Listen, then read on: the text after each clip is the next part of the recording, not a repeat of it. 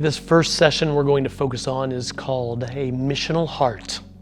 So many churches I work with love the idea of being a missional church and having missional people and missional small groups, but they are realistic and they know that motivation is often a thing that's lacking. So what I found is you can put all the right strategies and structures in place in a church or small group, but if the people that are part of it don't have a missional heart, don't have a heart that loves God and loves people, it's really not going to matter, honestly, what strategy or structure you put in place. So I wanted to start with this because it's so important that we talk about this and we encourage it in the lives of our people.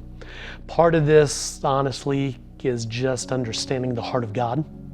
If we look at the Bible, look at the story of God, it's a story of God's love for His creation.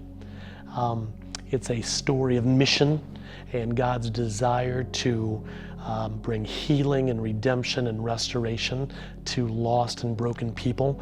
That's really the story of the Bible, and it's what's so true of God.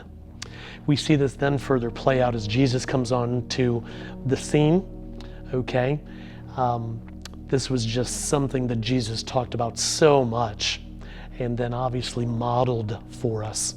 And so, if we're going to have a missional heart, our heart needs to be increasingly like that of Jesus and like that of the Father. Okay, a heart that loves people, heart that is broken and longing that lost people would come to know Jesus and come back into relationship with the Father.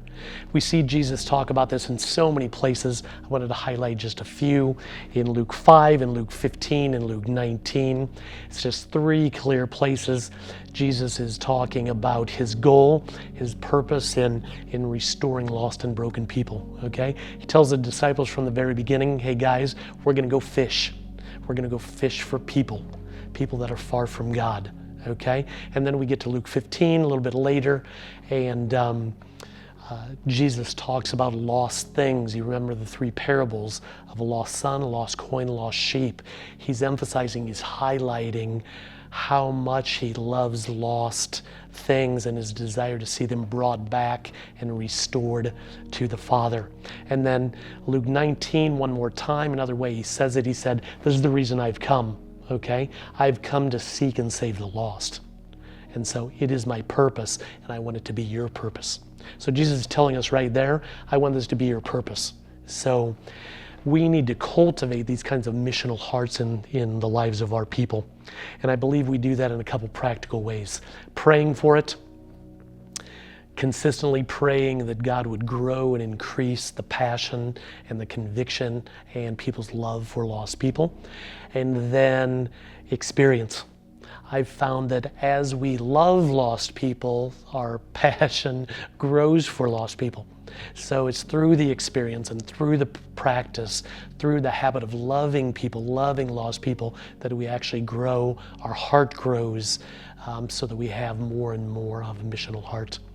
So again, with your small group, I want you to watch this.